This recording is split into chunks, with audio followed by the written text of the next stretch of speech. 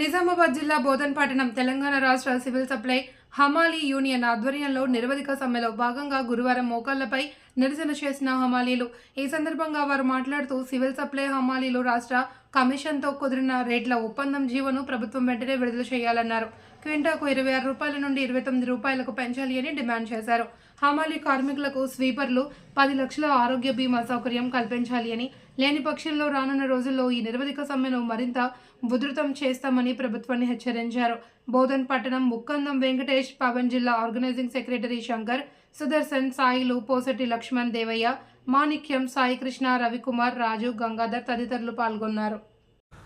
మా సిల్ సప్లై కార్పొరేషన్లో ఇవాళ రేట్ల గురించి నాకు ఏ సమాచారం లేదు.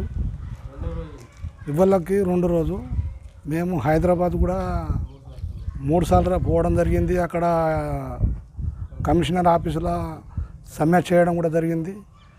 కానీ ఆయన ఏ రెస్పాన్స్ తీసుకోకొచ్చిండు. అలాగే ఏదైతే ఇచ్చిన హామీలు ఉన్నాయో, మాకు ఏదైతే ఇచ్చే ఆ జీవో ఉన్నదో అది వెంటనే అమలు చేసి మాకు ఇచ్చే జీవో విడుదల చేయాలి. ఇప్పుడు ఛాయ్ తాగుదామంటే 10 రూపాయలు ఛాయ్ అయింది. మార్కెట్కి పోతే మాకు ఏం రాకొచ్చింది, 1000 రూపాయలు తీసుకపోతే బస్తా నిండాకి వచ్చింది. ఇవాళ అనేక రేట్లు పెరిగిపోయినాయి. ఏం రాటింది మేము మాకు కొంటే ఏం రాకొచ్చింది ఇప్పుడు.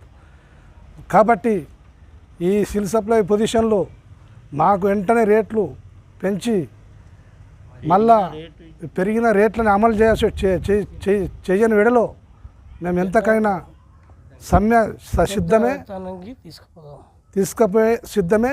కానీ మాకు వెంటనే రేట్లు అమలు చేసి మాకు ఇవ్వాలి. ఇవ్వని విడలో మేము ఎంతకైనా తెగించి మేము యాడికైనా సిద్ధమే అని మేము చెప్పడం జరుగుతుంది మా ఏటీస్ తరఫున.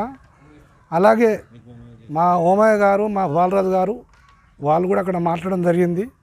మాకు వెంటనే ఏదన్నా పరిష్కారం చేయాలి. చేయని వేడలో మా సత్తా ఏందో మేము చూపిస్తాం. మేము సివిల్ సప్లై కార్పొరేషన్లో హమాలీస్గా పనిచేస్తాము.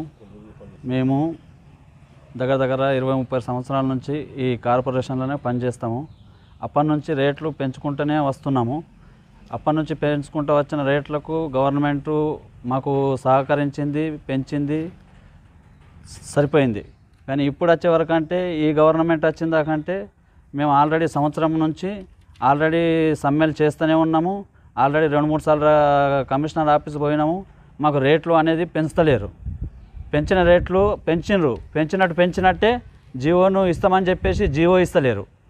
దానికి మేము నిరవధిక సమ్మె చేస్తున్నాము. మాకు ఇన్సూరెన్స్ కూడా ఉంది. ఆ ఇన్సూరెన్స్ కూడా మాకు అమలు చేస్తలేరు. కాబట్టి ఈఎస్ఐ కూడా కల్పించాలని మేము కోరుతున్నాము. కానీ ఈ గవర్నమెంటు మాకు ఎటువంటి సమాధానం ఇస్తలేదు. ఇప్పుడు మేము ధర్నాకు దిగినాం.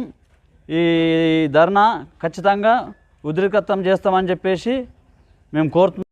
పెంచిన రేట్లను మాకు ఏదైతే పెంచిన రేట్లు ఉన్నాయో అవి జీవో ఇవ్వాలా. ఇవ్వని ఎడల మేము ఖచ్చితంగా ఉధృతం చేస్తాము అని చెప్పేసి కోరుకుంటున్నాం.